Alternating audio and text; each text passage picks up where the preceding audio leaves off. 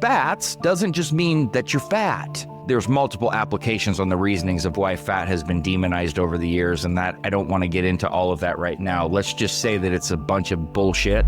The negative self-talk is one of the biggest things that I think is crushing people's souls these days, is how much we speak ourselves down.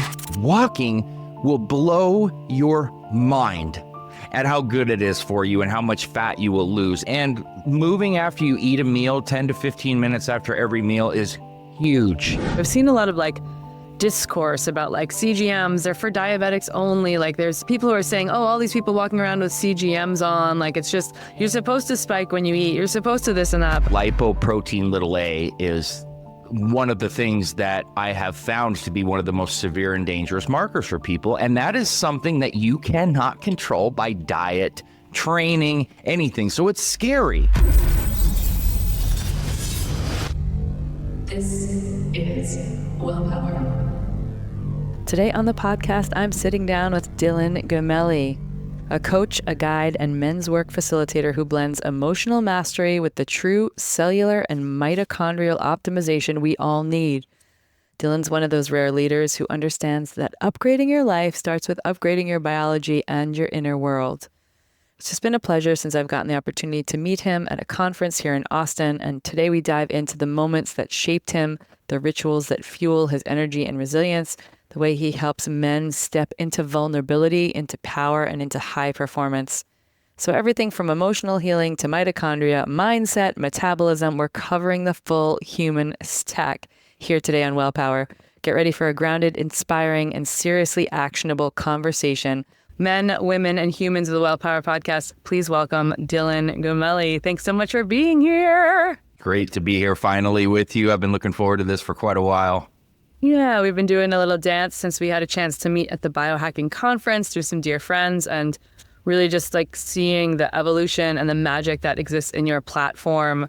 I'm so happy to share you with all the people who are listening in today. I want to lean in with this first question to give you an opportunity to share some of the magic that you do bring to the table by asking you the biggest challenge you've been through in your life to date, and really how that challenge may have informed even the work that you are doing.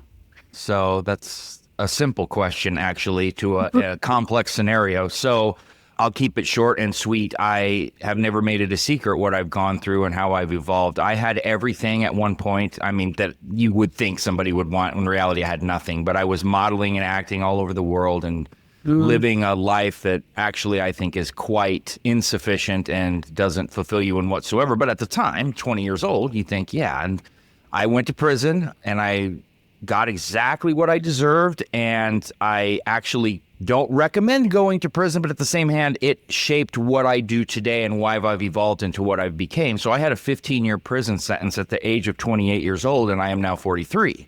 Now, thankfully, I only did a couple years of that, but I had to start my life over from scratch at 30 years old. So you can imagine having to live in your mom and dad's basement at 30, wondering, what did I just do to my entire life? You pick up a couple felonies and people look at you differently, no matter what you've done in the past, no matter your education level. I had a master's degree. I had different certifications in all aspects of business and health, and, doesn't matter, right? So what do? Well, you've got two options. You can bitch, complain, blame the world, and probably go back, or just go in this never-ending loop of nothingness. Or you realize, okay, well, you're going to have to do this yourself. Nobody's going to do it for you. And you've got a couple options here on what you could possibly do, but you got to figure something out, and you better make it work, and you better make it happen. So, I have done nothing but put my head down and go. I'm kind of all gas, no brakes to a fault. You are. Yes, it's catching up to me a little bit. So I'm trying to pull back. I don't recommend being that way to anyone, by the way. But from where I've came from that point on, and mind you, I'm a very spiritual, religious guy. I know that's not for everybody, but I never keep that a secret, and I want to make sure that it's known. That's my direction. I am specifically God-driven, and I am basically, at this point in my life, I am trying to just listen to where I am being guided and doing what I'm supposed to do, and it has not led me wrong. Once I grasped that concept and got going on that path, that's when I've started to become what I've become. And I actually look in the mirror now and like what I see, as opposed to so many years, even after that I didn't. And so I believe that there's never ending challenges. That's a big one that shaped what I do now, but it helps me to fight the small daily ones that we all have every single day. I don't care who the person is, how many followers, how many movies, how many whatever, how much money, I don't care. We're all people. We all have the same shit. And the more that every human realizes that we're all the same, then you can deal with stuff and cope with stuff a little better. And then it's kind of like this self-intrinsic, can I do this or not? And the answer is always yes. Yeah. There's like some amount of grit in there that you can put in to do the doing, even if it results in a slight failure or a small win that leads to a big one down the road. And I just like your level of resiliency and going through everything that you've gone through is like, it's quite honorable. And really the stigma that comes around. I've worked and put people through breathwork and cold exposure who have been in prison in the past and worked in a gym environment around them. And it's just like, it's so beautiful and interesting to see, because there's such a stigma around it that when you actually can bond with people who are coming out of the system, who are really working to collect their lives and make a better space for themselves, that it's like, there's a lot of tenderness, there's a lot of real deep connection there. There's a lot of, like kindness and excitement for being able to have a real relationship set. So I want to just like honor that, because that is a thing for sure. And I would love to know how you take that too as well. Like some of the coming from, I mean, you're an attractive man, handsome, modeling, doing all the things in movies, all of it, going through the prison system as well, but coming out and really like throughout the course of your life, I'm sort of getting a sense that you were like, had a sense of not good enoughness on the inside. And now that you've sort of transcended that to a certain degree, I know we're all on the journey. I wonder how you coach men and women who are coming to you who are really dealing with a lot of negative self-talk, because you do a ton in the cellular health space and biohacking, and we're going to get into that. But really, like the negative self-talk is one of the biggest things that I think is crushing people's souls these days, is how much we speak ourselves down. I've battled an eating disorder and improper vision of myself since I was 11 years old, because it's just gone from one thing to the next, whether it's being a modeling and acting, which I think it's self-explanatory on the pressure that one goes through. But you have to understand too, I started becoming a YouTube influencer when people weren't really being YouTube influencers, and the comments and things people used to say about me, you can't win. And it's always about how you look, or I'm working with bodybuilders and talking about supplements and things. So I'm X, Y, or Z, and it's never good enough for anybody. And you have to learn to realize and be comfortable in your own skin and understand that those opinions should be your fuel, and they should make you realize, well, people are listening, so I have to be doing something right and not let it bother you. I got to the point where I told my wife, I said, man, if I wake up in the morning and I ever am thinking about something like that, or I say something to you, punch me in the face, all right, and slap me silly, because that is absurd and ridiculous.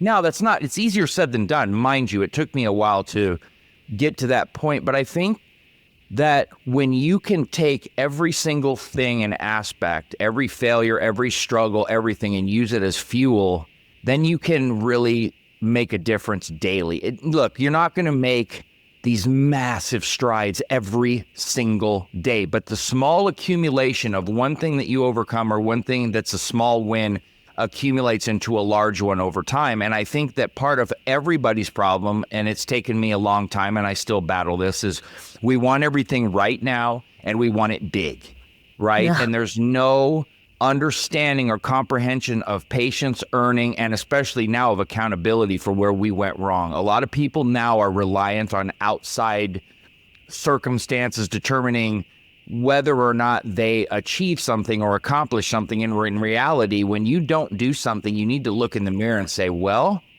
why did this happen, and what could I have done to prevent it? There's excuses and there's reasons. I understand that. I'm not saying like I'm not a drill sergeant, but we all intrinsically know. We do. I don't care. Every single human knows, some a little bit more than others. Don't lie to yourself. If you can be honest with yourself every single day, and once again, this is easier said than done, but that's where results come, and that's where you can exceedingly get better, and you will be healthier along the way as well, mentally, and physically, because those all correlate and tie hand in hand.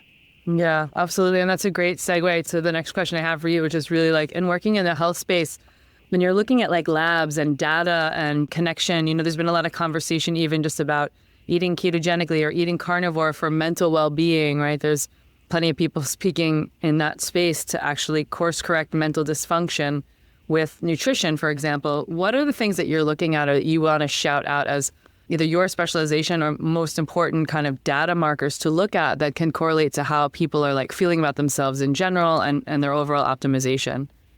I'm going to say something real quick, and I'm not dancing the question because I'm not a politician. Yeah, sure. But I want to point this out to people because it shows the human side of things. I have been a nutritionist for 15 years, and I've been studying nutrition since I was 11 years old. One, I don't know everything, and I don't think I know everything. Two, I struggle with my own stuff every single day. So just because I know nutrition and I teach it and I'm sought after doesn't mean I'd have my own struggles, because I struggle daily. So when I say this, one of the things, and it's the biggest thing, is something that I had to battle within myself that I've been teaching to people for years. And that was this fear of fat. And basically it's a term called lipophobia that I didn't even realize till my friend Ben Azadi explained to me what I had. Okay. But I had this internal terror, even though I know on my studies and my knowledge base the importance of fats. You correlate these, and if you have an eating disorder or a struggle, you take a term and then you don't realize that, like, in the English language or any other language, cool can mean that's dope, or it's cool outside, it's cold, right? So fats doesn't just mean that you're fat. And what I have found is that, and there's multiple applications on the reasonings of why fat has been demonized over the years, and that I don't want to get into all of that right now. Let's just say that it's a bunch of bullshit, and I'll keep it at that.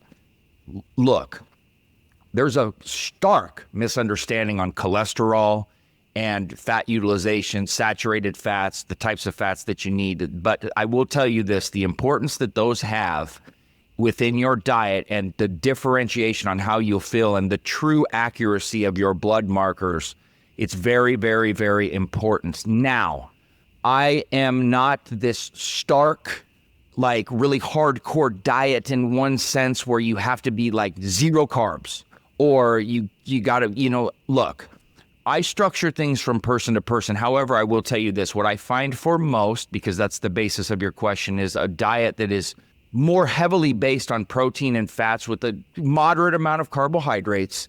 And mind you, we're excluding bodybuilders and people that need heavier carbs or people going for events or preps. I'm talking about your everyday person.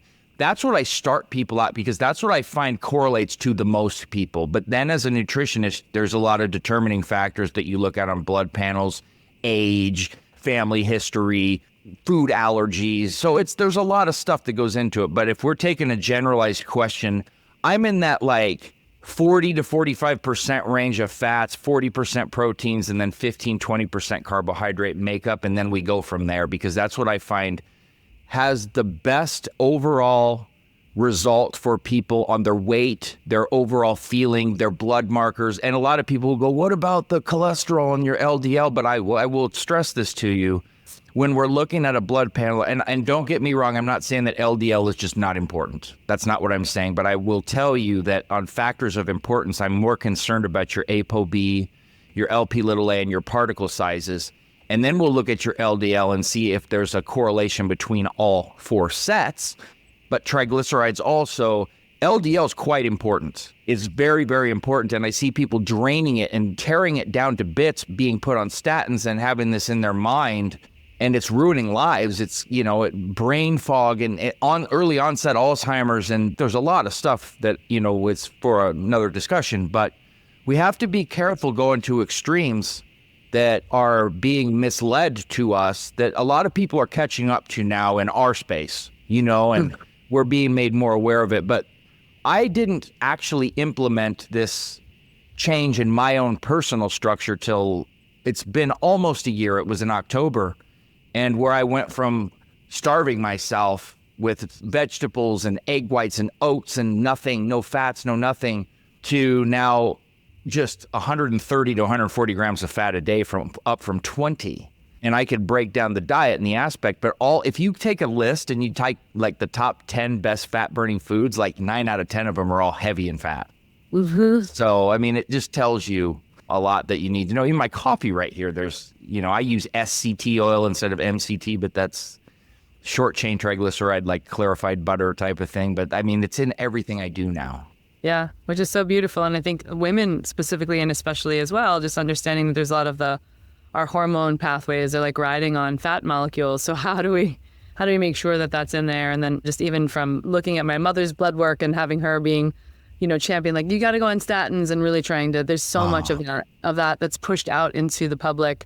Again, this isn't necessarily to give like all the medical advice in the world, but I've seen for 12, 15 years, like even Dave's Biohacking conference, people have conversations many, many years ago about like medical doctors getting up and saying, here are all the bad parts about statins. And when you weigh them against any of the good parts, there's really not a lot to champion there, except for a very small handful of people. So yeah, I worry about those things, and it's great that you're shouting it out. I won't get into statins too much, but I want to make a couple points so that people understand. Please. There are so many studies that have been skewed, and if you get an actual breakdown with them and you can understand that they don't have any effect on cardiovascular events, and I don't think people really understand what exactly they do. So they basically are used to harden plaque, which the soft plaque is the part that is the most dangerous when you have plaque in your arteries, but then to what extent do they do damage? And while that's important, they cause a lot of other damage, especially a lot of people that suffer from like really achy muscles and like to the point where they can't even move. There's a slew of other things. So there's these things called PCSK9 inhibitors. That would be like your Repatha, for example, or Vascepa, that actually work without these side effects, that do tremendous amounts of different things that are very difficult to obtain. See, I found a heart condition on myself, which is why I've spent so many years studying.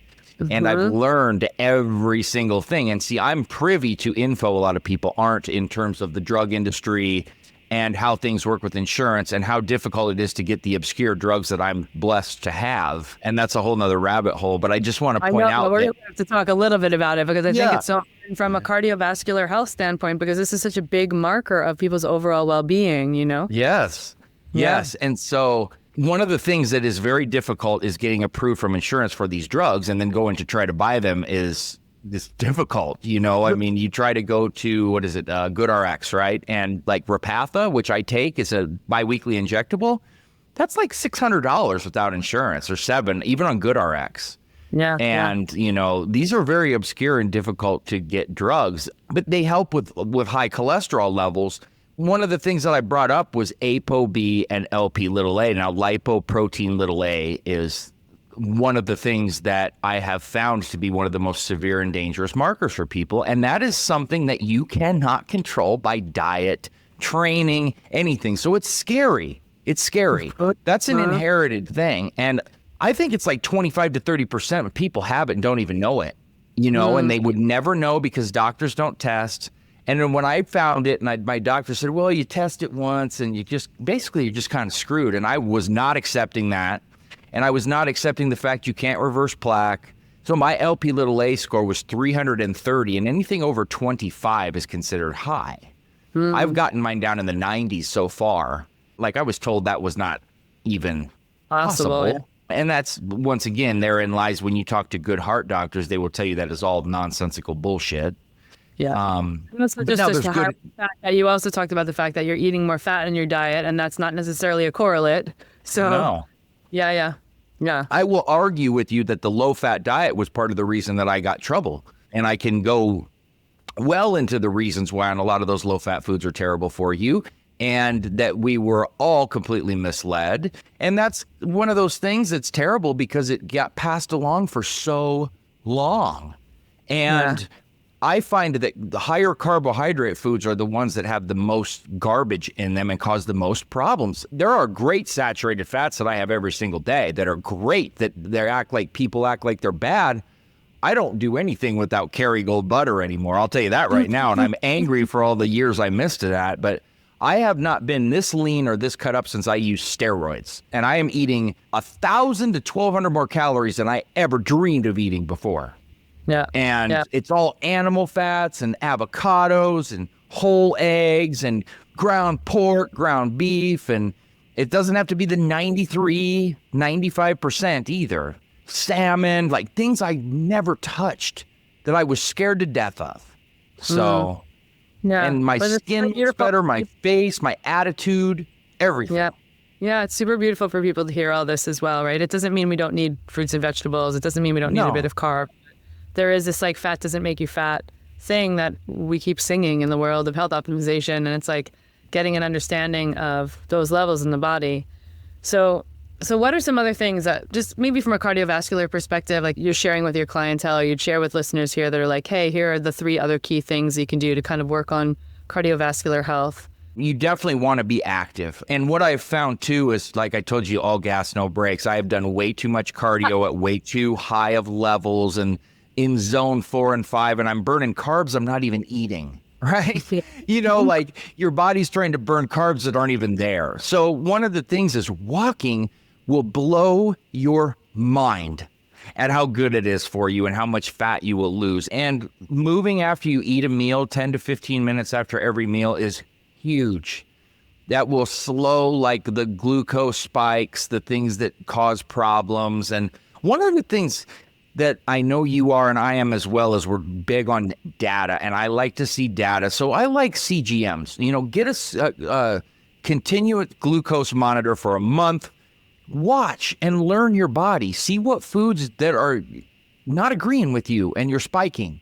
And then maybe it's the timing, maybe it's order of how you're eating them, or maybe it's just the amount you're eating. I don't know. That's for you to test through data. But those types of things, they give you factual information on what you're doing. But and I've seen a lot of slander. I don't know, have you seen this? Like, not just slander is probably not the right word, but I've seen a lot of like discourse about like CGMs. They're for diabetics only. Like there's people who are saying, oh, all these people walking around with CGMs on, like it's just, you're supposed to spike when you eat. You're supposed to this and that. But like, I think it's important as well to be able to get an understanding of the landscape of your body and what it reacts to and what it doesn't. Like when I was like running late to an event and grabbing my laundry and trying to throw clothes on and putting one high heel on as I run out the door, I would see spikes in my CGM that were higher than me eating like ice cream, right? So I really learned a lot about we understand that I'm going to have a spike in blood glucose when I'm stressed or when I eat something or when I do a cold plunge or what have you. But I learned so many things about behaviors that I had to understand that actually the stress was more detrimental to glucose response, perhaps even my insulin, than anything else. And also learning like over time with a cold plunge that I could actually baseline my glucose response out because I was adapting to cold. And so there's so many ways that we can learn. And so I think a lot of this like absolutist thinking of like, don't get a CGM, period, or don't do this, or only eat this way. Like it just doesn't serve us as a community. And I don't know if you're seeing a lot of this absolutist thinking as well with the CGM category. But I think there is a benefit. You don't have to have it 12 months a year, you know, if you don't need it. But like, I think there's such a benefit to what you're saying from tracking data. I can't wrap my head around stuff like that because I think it's so important. Like you just pointed out, there's a multitude of facets that you can analyze and see and that you can relate to everyday life. It's not just about, oh, I ate a lot of carbs, I want to see, and maybe I shouldn't do that anymore, so let's just not eat them. That is not what that there is. And that's small-mindedness, and that goes along with people that have this one-track mindset that stay in their ways. And that's, you know, I pray for those people that they'll change in one day, but I relate this to a portion of the Bible where he said, if they don't listen to you, you kick the dust off and move on. And that's what I try to reach everybody as I can. But I always tell my wife this, I'll always offer you once. And if you tell me no, okay, I'm not one of those people that's going to beg you. I'll offer you because I believe in doing that. But if you say no, I'm taking it as no and I'm moving on. And I'm going to help people that need my help because there's only one of me and I only have enough amount of time. But I will bust my ass to put out the proper information and give it to people the best that I possibly can. But I'm not like one of those people where it's like, you know, I hate to say this, I don't want to say this, do the woman thing where it's like, keep asking me if everything's okay 30 times. Like, I'm not doing it. I'm going to ask you because I care, but then I'm moving on. So with what you're saying, I think the more data that you can get, as long as you don't become obsessed to the point where you drive yourself nuts, and that will tie into more of like your area with mental health and stuff, then you should want all the data you can get. Just don't let it dominate you and run your life. And if you have that kind of personality, then you may want to be careful. But the more data that you can get about yourself, because each and every one of us is so intricately different than the other, it's great. Yeah, absolutely. What's your stance on sleep? How do you navigate sleep with clients? Oh, shit. Oh, You shit. know, I know how important sleep is. You know Molly Eastman, I know. And so I've had a great deal of talks with her about my lack thereof. And I've really been stressing, like working on it personally, on a personal level. And I'm like, okay, I'm sleeping 7 hours at least. I don't do well with 8 personally, but I have really made it a point to prioritize it to myself, but I've always stressed it to other people. You want to be careful about being hypocritical with what you teach and implementing on yourself. So I'm really trying to do everything I teach now at a much higher level. And when I stay up later at night, I'm like, well, you know what? You're going to have to sacrifice tomorrow. You're going to have to sleep a little bit later and just work a little bit harder, as opposed to trying to cut off the sleep part of it. I used to be like, well, I'm just going to have to roll on 5 hours tomorrow. Now it's like, you know what? You screwed this up, so you better figure out how to fix it tomorrow, but you got to get enough rest. Because if you don't, I assure you, I'm not old, but at 43 as opposed to 35 trying to do that, even 40, it's not good, man. It's not. You feel it everywhere, and you can get away with it a couple times, but it causes a lot of different problems. One, let's just look at weight loss. If you're not sleeping enough, your metabolism's thrown off. You're not going to cut weight properly. You're going to wake up like really hungry in carb burning mode, for example, not good. On top of the obvious with the brain fog and functioning, but it can increase inflammation, which is the cause of all disease, really. And cortisol levels can be all over the place. Your attitude, bad, bowel movements could be off. I mean, it just throws you into just a wide array of possible issues. So I would put sleep at the very top of my list of health priorities. And I've the past 6 months, especially after this long move, because I just moved cross country. So exciting. It has been amazing, but I was lacking sleep bad. And so the past 2 months, man, I've really made that a priority to at least get 7 hours. I try to not get anything under that. Even at 6, it's better than what I was doing, but you want to be 7 to 8, I would say. Awesome. Yeah, and I always try to sing to females as well as we're aging, like getting that little bit of extra dip, even if it's an extra half an hour, et cetera, depending on time of our cycle, time of our life. The other thing that you like work really deeply in is just this understanding about mitochondrial optimization and as it correlates to inflammation management and overall health and well-being. I want you to speak to a little bit about maybe, you know, what that means to you, how you're working with people to boost mitochondrial health, and you know, overall, that's going to, how we feel and how we play this game of life is going to build into our leadership and build into our interrelational dynamics. And so how do we get our mitochondria online in a way that feels more robust? So when I first found biohacking and got into biohacking, because I come from the bodybuilding world, and, you know, while I was teaching a lot of science and a lot of internal structural things, it wasn't so science-based. And to be honest with you, my least favorite subject that I despised and hated my entire life was biology, which makes this very strange to where I'm sitting now. So when I first got into the biohacking scene and figured out, wow, was my calling, I had my eye on this company called Timeline and this product, Urolithin A, and I don't know what this internal fascination was with me at first, because you know how this is. A lot of people will promote so many things and you see them coming back up, and I'm just like, it's just another thing I got to study and another thing. But there are some things that are of huge merit, but you have to sift through them. But there was something about this that I just found fascinating when it came to the prevention of disease and anti-aging. And I've always been big on figuring out, how do we slow the aging process down in reality, right? Not this nonsense that can actually hurt us long term that people put out there. And it's like, how can I really figure this out without attempting to play God and do all of this nonsense? Like, there has to be a way that we're missing that we can improve our quality of life and slow or prevent disease. There has to be a way. I don't buy into the fact that like heart disease has always been around and cancer, like all of these things that came over time. What are the causes? Where did disease originate? What starts it? Diseases start in our cells. Where our cells start to die, we start to die, right? And so I became fascinated with this. I approached them, and over time I studied several different aspects of urolithin A because that's what I found was helping to be responsible for what was I learned to be mitophagy, which I'll get into in a minute, to go along with mitochondrial health and function. And so what I found is that this is the most fascinating stuff that I've ever come across in my life. And I actually took a class at Harvard studying mitochondrial health and cellular biology at night. I took a course on becoming a cellular health coach. Like I did this all in the last 6 months. That's how infatuated I became with this. And so I started to learn exactly the importance of mitochondria and how it plays. And I'll try to keep this easy, like not too sciencey, because I'm not a biology teacher by any stretch, but I do know the ins and outs of this to a point.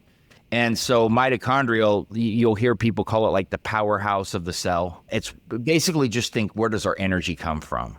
Because our cell, the mitochondria, produces the energy, ATP, through cellular respiration. And, you know, you get into biology class and they'll explain these cycles and how it works. I'm not going to do all of that, but your mitochondria are responsible for your energy, your aging, your cellular processes, basically anything and everything. When you have mitochondria dysfunction, that's when you're going to have all of these issues. Think metabolic disorders, neurodegenerative diseases, cardiovascular disease, cancer, all of this shit that we're going through as people, like a lot of it can be correlated to mitochondrial health. To me, it's like, how is this not being discussed more? Here's what I compare it to. It's like, why aren't we learning about credit when we're in middle school and high school about how to live? Like, where are we in fucking home economics? Like, why aren't we learning about credit? Why are we taking art class? What is that going to do? So in my head, I'm like, why do not more people understand and know the origins of these problems? Like, why are we just now talking about leaky gut so much the past couple years? Why aren't mitochondrial health and leaky gut the two most discussed things when you go to the doctor, when you're looking at health function? I don't have that particular answer. I can start saying a lot of things. The point is we need to discuss it more. Yeah. And we need to make it the central theme of our focus on overall health.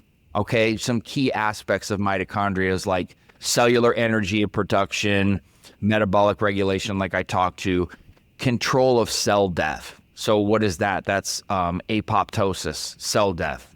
So I cannot stress enough the importance of looking at this early on and addressing everything in life early, not just, oh, I'm 25 or 30, I don't need to worry about that yet. Well, if you had worried about it at a younger age, you probably wouldn't have long-term problems. Had I not used cocaine so much in my 20s, maybe I wouldn't have had a heart issue later in my life. You know what I mean? Like, so I teach people the hard truths about a lot of the mistakes that I made.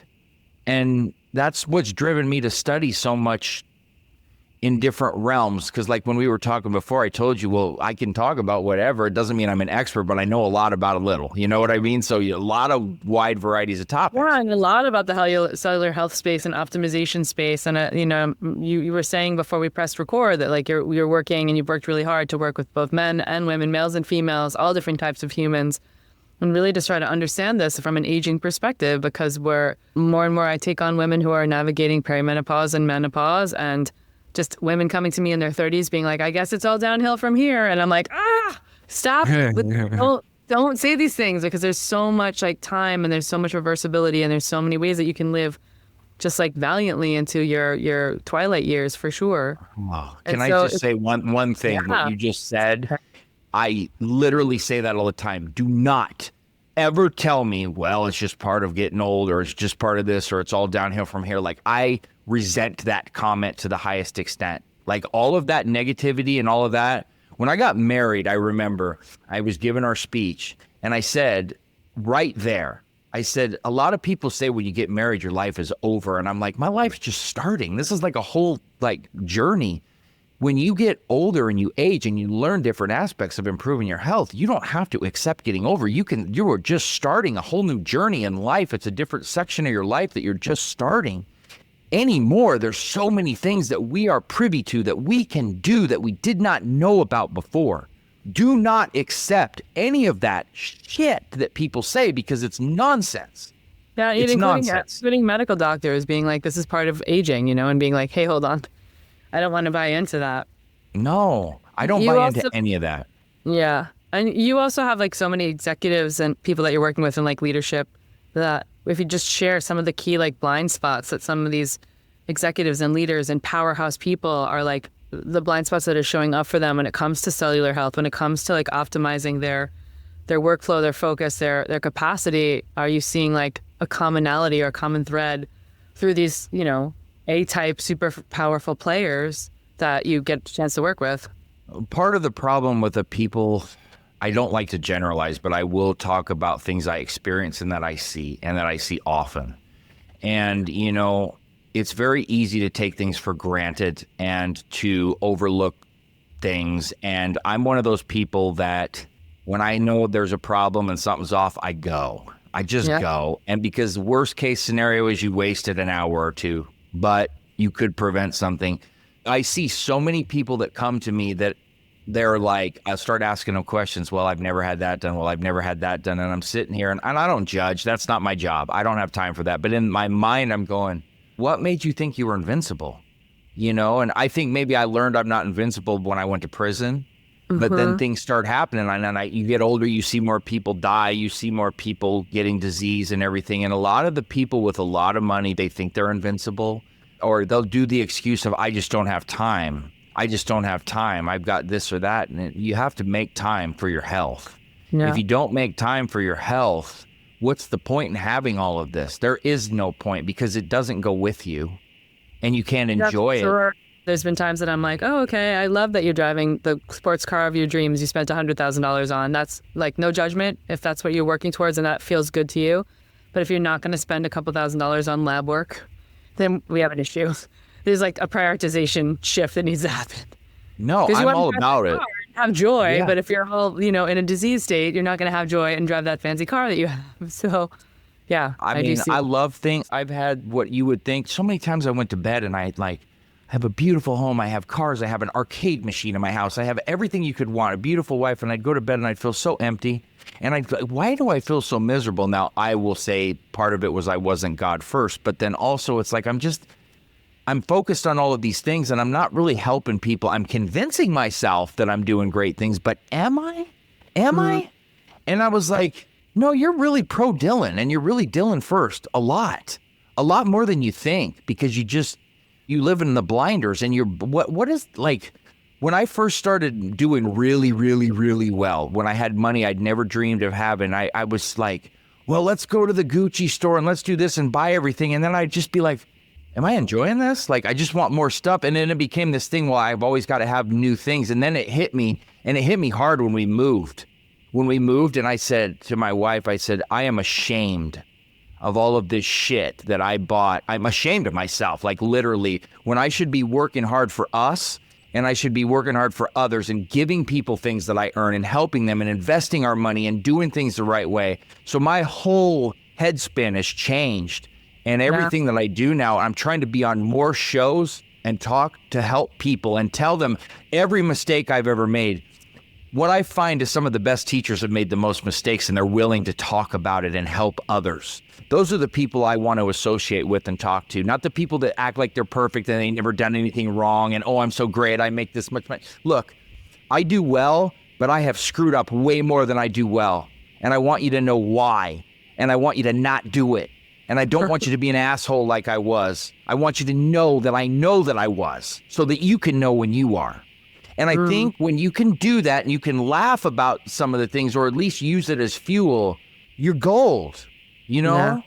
So I'm ashamed of behavior, but I'm not ashamed of where I came from it, Yeah, and it's a lot of these are like massive life lessons we get along the way. And I like to believe that that's the like higher calling for us to show up for our clients and try to say, I'm going to tell you some things you might not avoid. But if you can avoid a few of these, you'll be way better off way sooner. You'll be healthier, younger. You'll have your shit together way faster than I do. You'll process your traumas.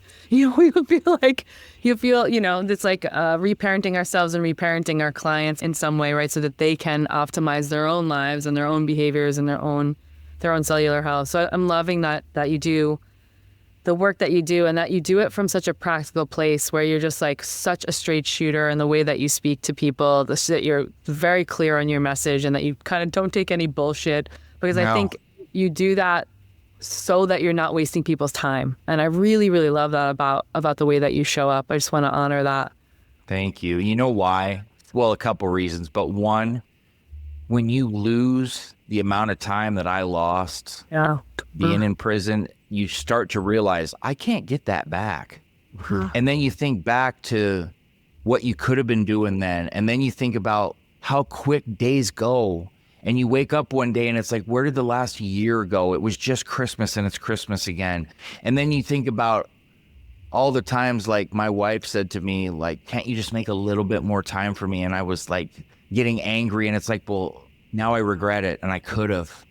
And you put that value on time. And if I just tell you what you want to hear, I'm wasting your time and I'm wasting my time, and I'm not helping you at all. I'm being selfish. I liked the person that could tell me when we'd go party, your hair looks like shit or your clothes look like shit. I want everybody to tell me, like, you talk too much or you're getting off topic. Tell me. I'd rather know. And so I don't keep doing it, and make a fool. But I believe in telling everybody what they need to hear, not what they want to hear. And some people love me for that, and some people hate me for it. And if you do, I'm sorry. But I believe in authenticity on, off camera, no matter what I'm doing. I'm not playing a character. I'm playing who I am. Yeah. And a little bit of tough love. I think that's why people stick with you, is because you can give them the tough love and they understand that it comes from such a wonderful place. It really comes from your heart. I love that. Yeah. Well, if you sit here and tell everybody all the wrongs you did, I'm not judging you. I'm just telling you, like, hey, man, like, don't do this shit, Yeah, exactly. I could spend so much time with you, and we will spend more time, sure. But I want to just ask you, kind of to close out today's interview, like, what's the vision and the next frontier for you, Dylan, and in the evolution of your work and everything that you're bringing to the world in service? I'm trying to really push my podcast to an extremely high level, because it's not really about, do I care if you write me and I'm popular? Do you tell me I'm so great? It's that I feel like I'm here to change people's lives and touch them. I don't care about all that other bullshit that comes along with it. I'm going to be on more shows, and I'm trying to highlight professionals that really do things than specialty areas. And I want to be as multifaceted as I can so I can help everybody. I understand that I'm always going to be considered a health and fitness guy, but I want to be an everything guy.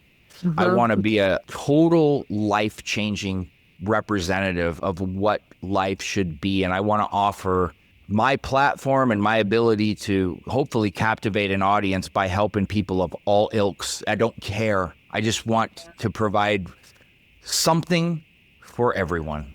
Yeah. And you put out so many great resources, and just to be able to have the platform of a podcast as someone who has a podcast that's still growing in its fashion to the level that yours is. It's like, how do we get out education for people so that they can get no cost education as a starting point? Because there's so many people out there that are navigating budgets that are not going to be sufficient enough to travel overseas and get peptides and do all these things. So I really appreciate that about you, and would love also, can you tell the listeners about your show, where they can listen and subscribe, and where they can find you so they can get more insight and info? Yeah, of course. So it's very simple. The Dylan Gemelli podcast, Apple, Spotify, everywhere. I'm finishing my website right now, dylangemelli.com. It's going to be pretty damn sweet. I'm lagging, but it's almost there. And, my Instagram is really the best place to get me. Facebook is good, but Instagram is where I do most of my best work. Hard. I post on TikTok, but don't message me there. You'll never get a response. I don't look at anything. I don't like it. I just use it because I have to. Yeah. But Instagram definitely is the way to really get to me. And just please leave me a review on my podcast. It helps a lot. That's all I ask. I don't ever need anything from anybody else. Just that. Amazing. Yeah. Well, it's very good to spend this time with you. Thank you for being to so many people, for sharing your wealth of knowledge, and also for sharing your very authentic, your most authentic truth, the story and the arc of everything you've been through in your life. Like, I'm so appreciative of your journey, birthing you into the man and the king that you are right now. So Thank you so much. I love this, and I can't wait to interview you, and I will come back anytime you want me. okay, amazing, amazing. Thanks so much for your time today.